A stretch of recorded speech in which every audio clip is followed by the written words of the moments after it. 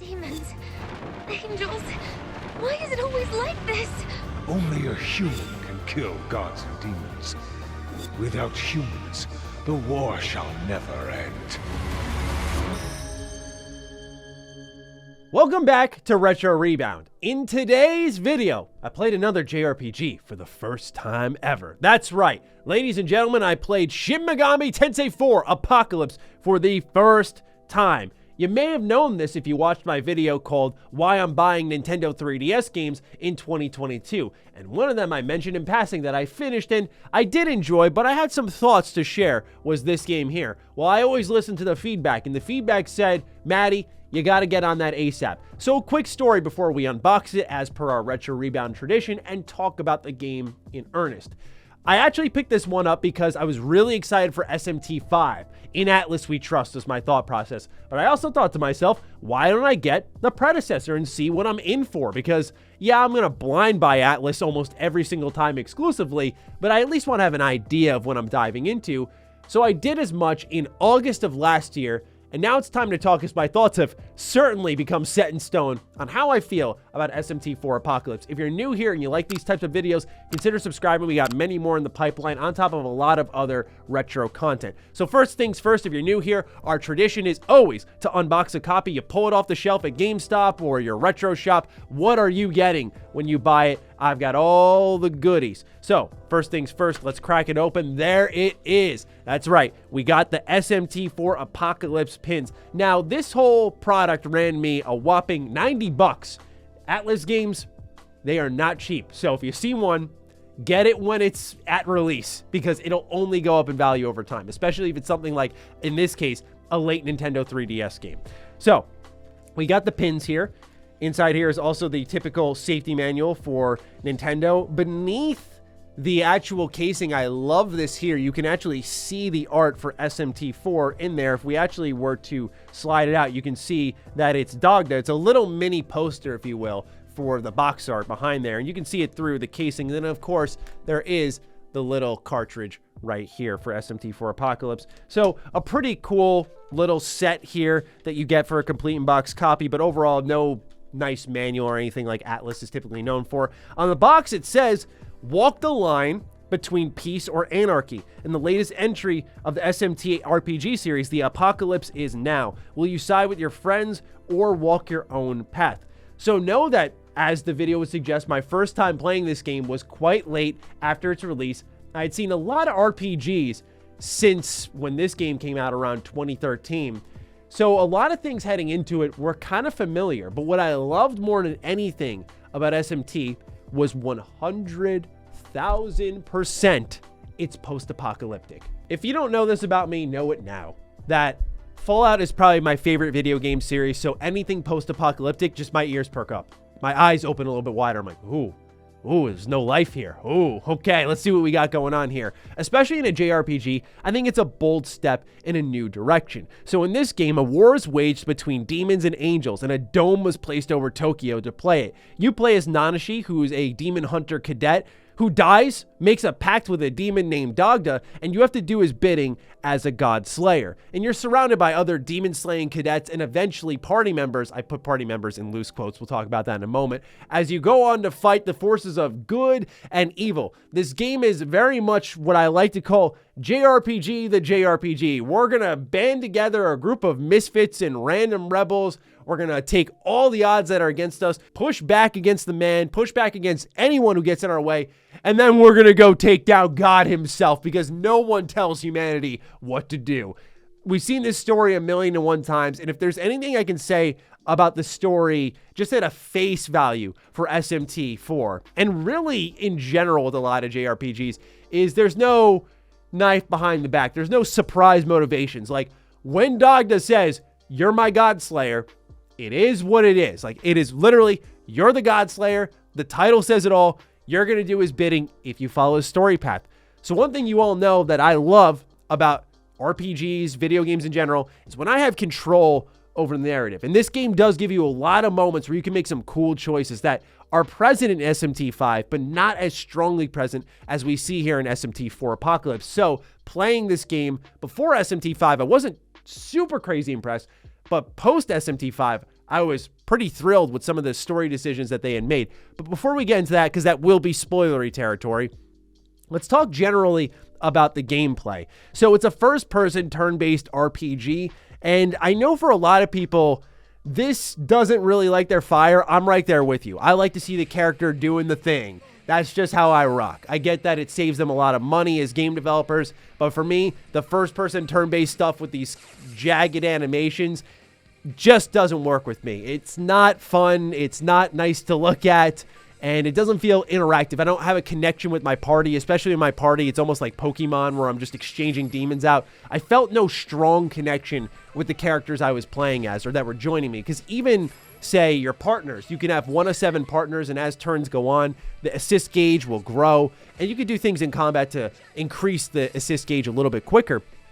But even the partners, I didn't feel a deep connection with on a gameplay level, where when it was finally their turn to strike, it was like, nice, a buff, but like not, yeah, go Asahi or go Navarre or something like that. I wasn't feeling that strong connection there, and I think that's just due to my preference with these RPGs. I like them third person. You do run around in third person in these dungeons, but when combat starts up, then it's ready to go in first person, which is what I've seen in this series before. I know a lot of people like Etrian Odyssey, for example. I know that series has it. For my Persona fans out there, Persona Q has it. So this isn't uncommon. This isn't exclusive to the series, and it's not bad by any means. It's just not my cup of tea. But it didn't really dissuade me from completing the game, clearly, so I did enjoy something, and that's because this was, again, as someone who's played Persona 4, Persona 3, Persona 5, Royal a ton of times, so a lot of these elements here felt kind of worn out by the time I was coming in. Again, that doesn't mean they're bad. If you're a good critic, you know that it's not bad because you've experienced it before, especially if it's an older game.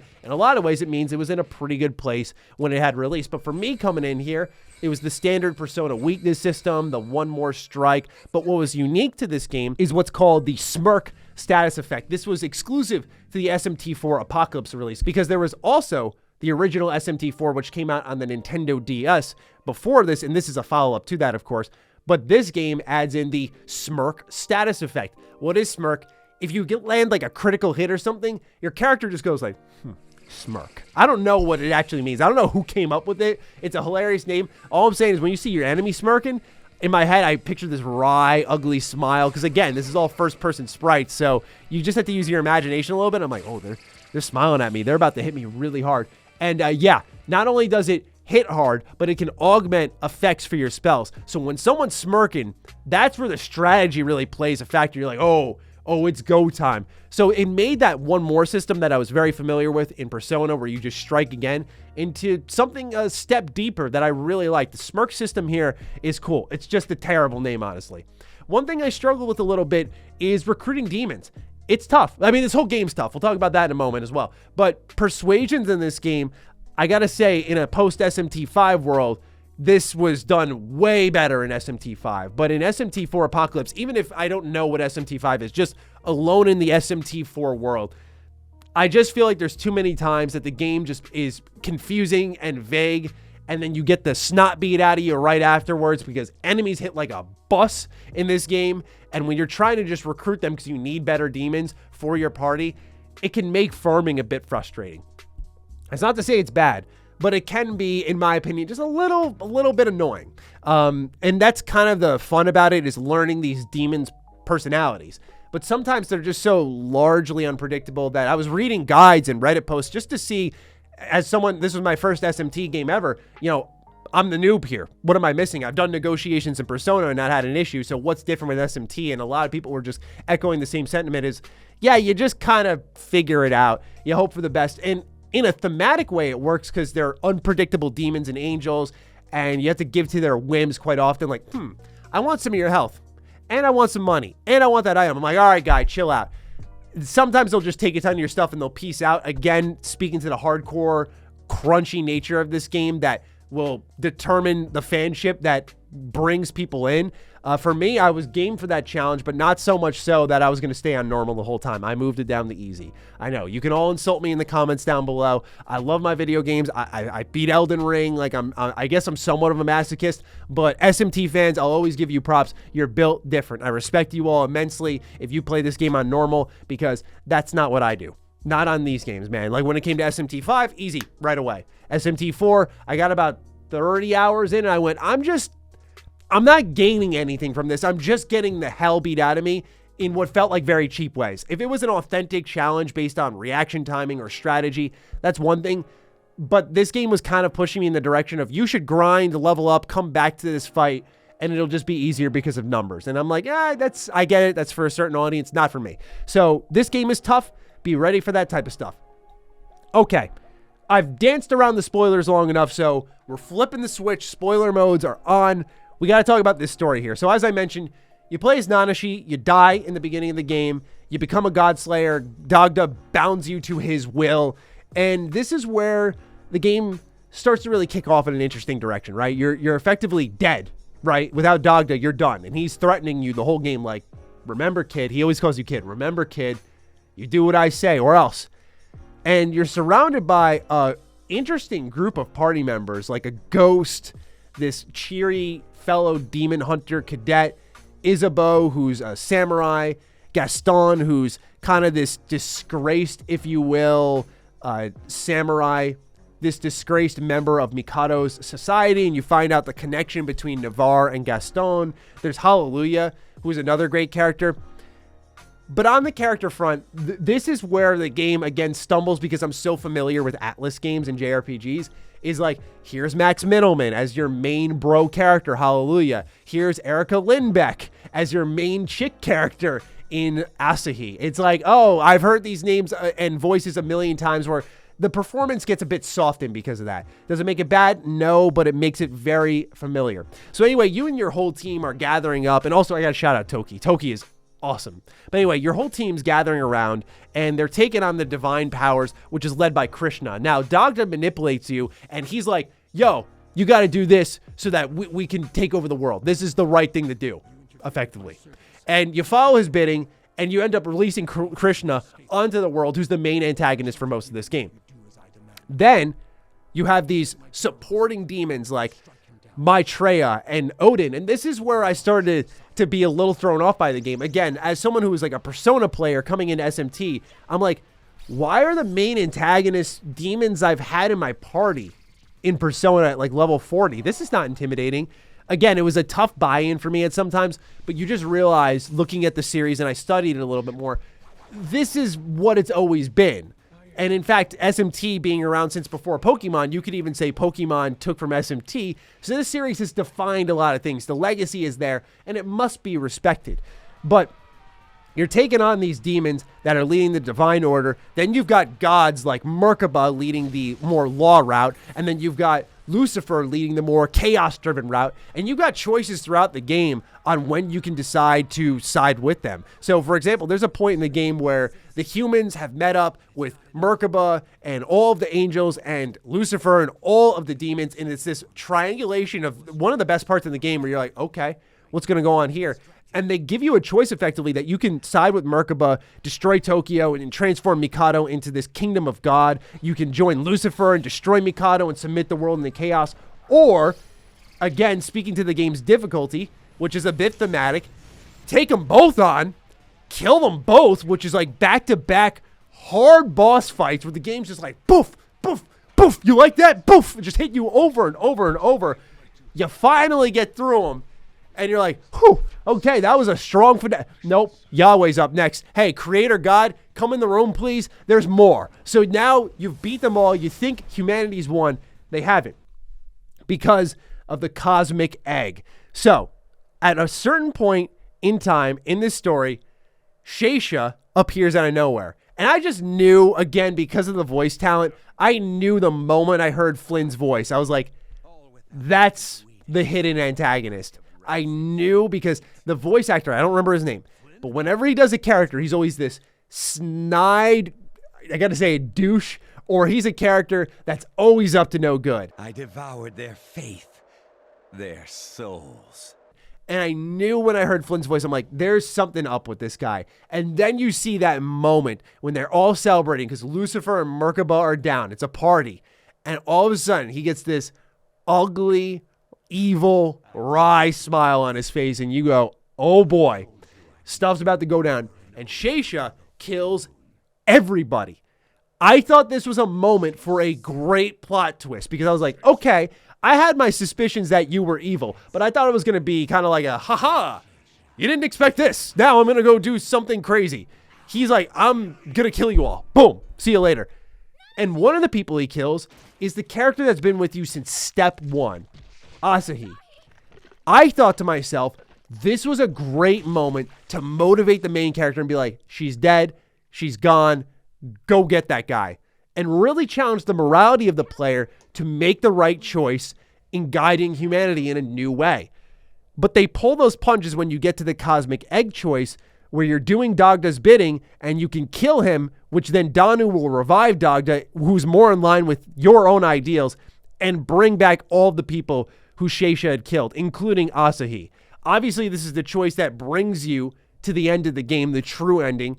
And that's the right thing to do, but it leads to a point where I was like, man, that sacrifice, like I get it. It's about hope and humanity. I get the theme of like no one really determining your fate and pushing back and undoing things that seemed previously impossible, which again speaks to the theme of the very difficult video game.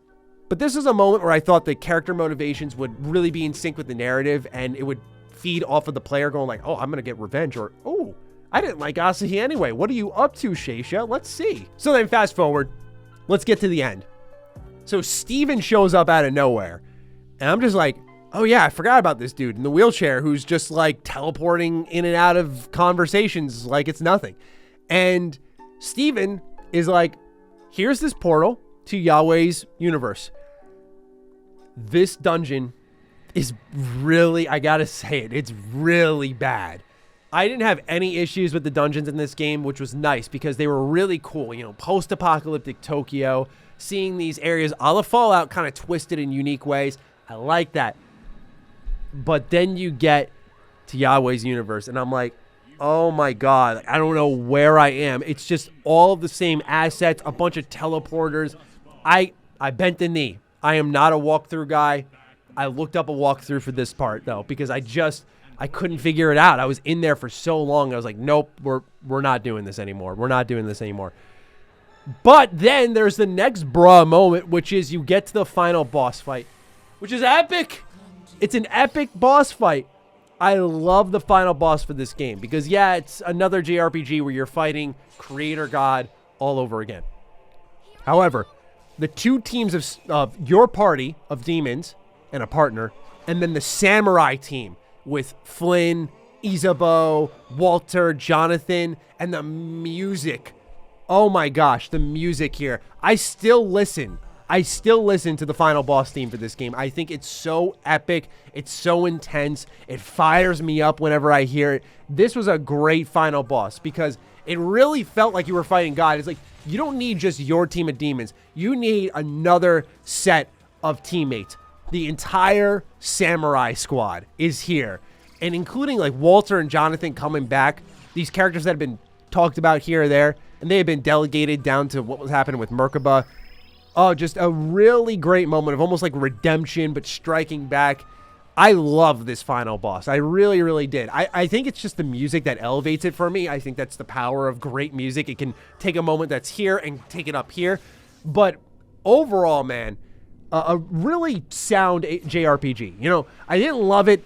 Out of anything I've played here for Retro Rebound, this is probably the JRPG I have loved the least, I'll be honest with you all. But not bad by any stretch of the imagination. And I'm not factoring in like, oh, I spent 90 bucks on it. It wasn't worth 90 bucks. No, that's not a problem at all. I know collecting comes at sometimes a luxury cost. There will sometimes be the luxury tax of like, hey, you're buying an Atlas game way after launch. Have fun.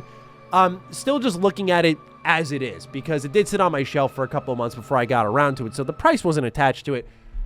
I just felt like there were a lot of things here that were overly familiar or kind of flawed, but I had a good time with it. And again, with the amount of choices you can make in the story, that was a really cool aspect of this game. So overall, I had a good time with SMT4 Apocalypse. Not in love with it. It is very much, again, JRPG the JRPG, but a fun time nonetheless. So with that, those are just my thoughts on SMT4 Apocalypse after playing it for the first time ever, taking me about, I want to say, 40-ish hours, which is much less than SMT5 and Elden Ring. So that was kind of a nice change of pace in hindsight.